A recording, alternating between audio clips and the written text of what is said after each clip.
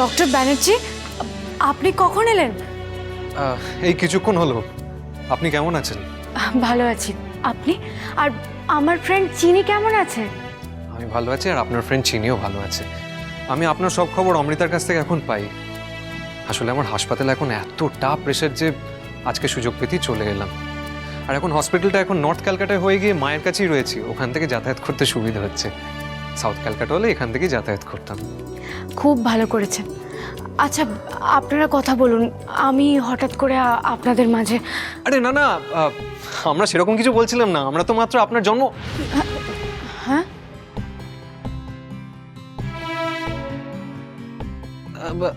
আমি বলছিলাম কি, মানে আমি একটু ফ্রেশ হয়ে আছি। হ্যাঁ, আপনারা গল্প করুন, আমি এসে যোগ দিচ্ছি। হ্যাঁ, আসি, টাটা। অমৃতা। হ্যাঁ অমৃতা, শোনো না, বলছিলাম আমি ওই কালকে স্কুলের বাচ্চাগুলোর জন্য কিছু একটা বানিয়ে নিয়ে যেতে চাই। হ্যাঁ, বলো কি বানাবে বলো। সেইটাই তো, আমি তো বুঝেই উঠতে পারছি না কি বানিয়ে নিয়ে যাব। আসলে আগেরবার মিষ্টি বানানো নিয়ে যে সমস্যায় পড়তে হয়েছিল। তাহলে তুমি কি ভাবছো কালকে অন্য কিছু বানিয়ে নিয়ে গেলে দাদাভাই বুঝতে পারবে না? দাদাভাই ঠিক ধরতে পারবে। কিন্তু অমৃতা, কালকে বাচ্চাগুলোর জন্য কিছু একটা বানিয়ে নিয়ে যেতেই হবে, না হলে যে আমি শান্তি পাবো না। কেন চারু, কালকেই কেন? কালকে কি কোনো স্পেশাল দিন? বারবার একই কথা বলছো, অথচ দেখছি। না মানে কালকে কি আর স্পেশাল দিন হবে বলো? এমনি আমি এমনি নিয়ে যাব বলছিলাম। অমৃতা, শোনো না, আমি আমার ঘরে যাচ্ছি একটু।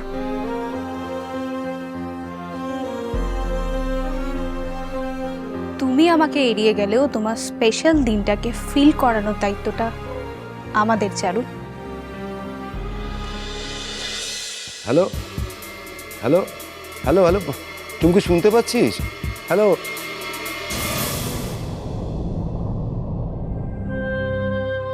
যা ফোনটা কেটে দিল। কতদিন পর চারুর সঙ্গে একটু কথা বলবো ভাবলাম। এই কি ব্যাপার বলো তো? হ্যাঁ, তোমার কি বুড়ো বয়সে ভীমরতি হয়েছে নাকি? দুই মেয়ে শান্তিতে একটু ঘর সংসার করছে, তুমি খালি বিরক্ত করে যাচ্ছ। তোমার স্বভাব তো বদলাবে না? তোমার মতো আমার স্বভাব নেই, আর নিজের সাথে অন্যকে এক করে ফেলো না। হ্যাঁ, তাই না? আসলে উচিত কথা বললাম কি না, তাই গায়ে একবারে ফসকা পড়ছে তোমার। তুমি আর কি বুঝবে? আমার মন বলছে চারুর কিছু একটা হয়েছে, নাহলে এতদিন আমার সঙ্গে কথা না বলেও থাকতো না। মাটি করেছে। চারু বেঁচে নেই, বুড়ো যদি জানতে পারে তাহলে তো মেয়ের কি পটল তুলবে। আমি বাবা তাড়াতাড়ি সব কিছু লিখিয়ে নি। আচ্ছা আচ্ছা, তুমি আমাকে একটা কথা বলো, তোমার চারু যদি তোমার সঙ্গে কথা কইতে না চায়, তাহলে তোমার তো আগ বাড়িয়ে কথা বলার কি দরকার বাবু? দরকার আছে ঝুম্পা, চারুর সঙ্গে কথা বলাটা আমার খুবই দরকার।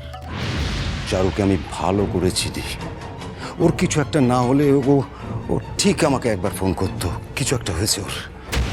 আচ্ছা, চারুর আমার উপরে কোনো অভিমান হয়নি তো? আরে হ্যাঁ, আবার শুরু করলে মান অভিমান? আমি হাত পা গুটিয়ে বসে থাকতে পারবো না। যদি সত্যি ওর কোনো অভিমান হয় আমার উপরে, তাহলে বাবা হিসেবে আমার দায়িত্ব ওর অভিমানটা ভাঙা, বুঝলে? না, আর দেরি করা ঠিক হবে না। আমার এক্ষুনি গিয়ে মিশমিকে জানাতে হবে যে কাল চারুর জন্মদিন। ওরা যখন আমার সাথে হাত মিলাতে চাইছে, তখন আমাকেও নিজের রাস্তাটা পরিষ্কার রাখার জন্যে ওদের বিশ্বাসটাও অর্জন করা দরকার।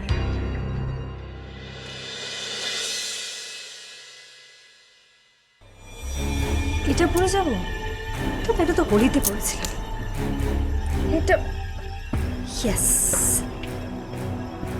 এটা মনে হচ্ছে ভালোই লাগবে না ডেনিমের সাথে? অবশ্য যাই পরি সব ভাল লাগবে। তাছাড়া কালকে কতদিন পর আমি একটু শান্তির নিঃশ্বাস নিতে পারবো। উফ বাবা, এই বাড়িতে থেকে থেকে না মাথাটা পুরো খারাপ হয়ে যাচ্ছিল। চারু,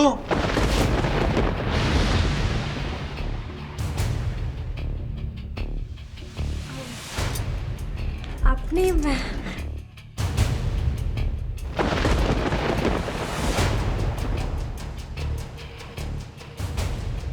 আসলে কালকে ওই অফিস যাব তো তাই কি শাড়ি পরবো সেটাই একবার দেখছিলাম। আপনি বলুন না, কিছু বলবেন, দরকার আছে কিছু? হ্যাঁ, আসলে আমি যা হয়েছে, যা বলেছি তার জন্য আমি আপনার কাছ থেকে ক্ষমা চাইতে এসেছি। আর তাছাড়া কালকে আপনার স্পেশাল দিন, এই দিনে আপনি আমার থেকে কি চান সেটা বলুন। না, আমার আপনার থেকে কিছু চাই না। আপনি আমার জন্য যা করেছেন সেটা অনেক। না না, তা বলে কি করে হয়? অন্য কোনো দিন হলে আমি কিছু বলতাম না, কিন্তু এটা আপনার স্পেশাল দিন, আপনাকে তো নিতেই হবে। বাবা, এই তো দেখছি মেঘনা চাইতেই জল। আমি প্রথম দিন অফিস যাব বলে আর্য গিফট দিতে চাইছে। তবু ভালো, বাড়ির গাইয়া বউ না হয়ে কাজ করতে চাওয়াটা আর্যর মনে হয় আমার উপর মনটা গলেছে।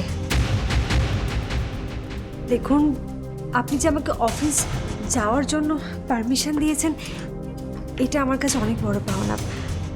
এর থেকে বেশি আমার সত্যি কিছু চাই না। আমি অফিসের কথা বলছি না চারু, কালকে আপনার স্পেশাল দিন, আমি এই স্পেশাল দিন আপনি কি গিফট চান সেটা জানতে চাইছি। আচ্ছা, আপনি বলছেন আপনি অফিস যাওয়ার কথা বলছেন না, আবার বলছেন স্পেশাল দিন। সত্যি করে বলুন তো, আপনি আমার সাথে ঠাট্টা করছেন না তো? ঠাট্টা আমি আপনার সাথে করছি না, আপনি আমার সাথে ঠাট্টা করছেন। আপনি আমার পরীক্ষা নিচ্ছেন, আপনি জানতে চাইছেন যে আমি মন থেকে আপনাকে কতটা দিতে চাইছি। এমা না না, আপনি আপনি ভুল বলছেন আমাকে। আপনার উদার মনের পরিচয় কিন্তু আমি অনেক আগেই পেয়েছি। এরপর আপনার মনের পরীক্ষা নেওয়া যে চরম মূর্খামির কাজ, এটা নিয়ে কিন্তু কোনো দ্বিধা নেই। আচ্ছা, এইসব কথা থাক না, আপনি মন থেকে বলুন আপনি আপনার স্পেশাল দিনে আমার থেকে কি স্পেশাল গিফট চান। আপনি বিশ্বাস করুন, আমি সত্যি। চারু, তুই কি বলতো চারু, দাদা ভাই তোকে জন্মদিনের গিফট দিতে চাইছে, আর তুই কিনা ব্যবসার কথা ভেবে যাচ্ছিস? হ্যাঁ, এটা ওটা কথা বলছিস দাদা ভাইকে। চারু, কখনো তো নিজের মুখ ফুটে দাদা ভাইয়ের কাছে কিছু চা। চিরকাল তো তুই এইরকমই রয়ে গেলি রে। দেখ চুমকি, উনি তো আমাকে এত কিছু দিয়েছেন, এবার নতুন করে ওনার কাছে কিছু চাইতে লজ্জা করে না বল? উনি অফিস যাওয়ার পারমিশন দিয়েছেন, আমার ইচ্ছেকে গুরুত্ব দিয়েছেন। ওনার স্ত্রী হিসেবে কি খুব কম পাওয়া? উনি চিরটা কাল এইভাবেই আমার পাশে থাকুক, এটাই আমার চাওয়া। বেশ, কালকে দিনটা আমি সারাদিন আপনার সাথে কাটাবো। এই দিনটায় আমি আপনার থেকে দূরে যেতে চাই না। আশা করি আপনার এই জন্মদিনটাই আমাদের যত ভুল বোঝাবুঝি আছে সব দূর হয়ে আমাদের জীবনে এক নতুন আলো নিয়ে আসবে।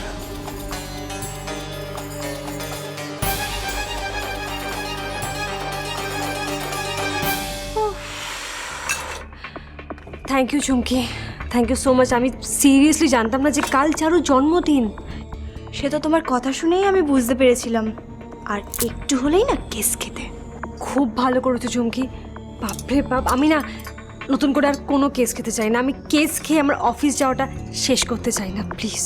চিন্তা করো না মিশমি, তোমার কিচ্ছু শেষ হবে না, তোমার চুমকি আছে তো। আচ্ছা ঠিক আছে, তুমি যা করছিলে করো, আমি ওদিকটা গিয়ে দেখি আসি।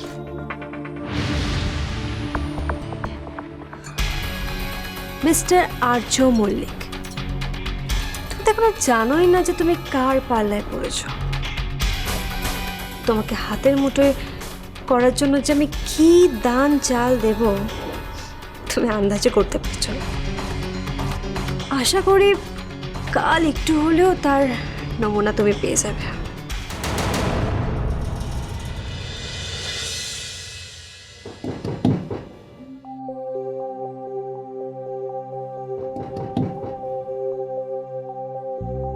চারুমা, চারুমা, এবার ওঠ মা, সকাল হয়ে গেছে। চারুমা,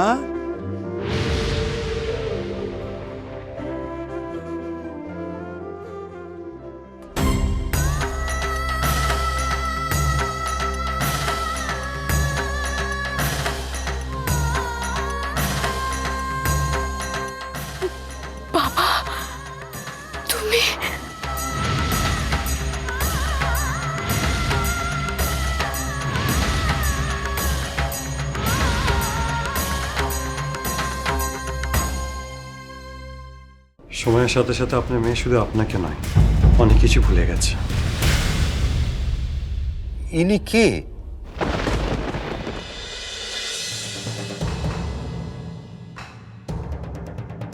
চারু।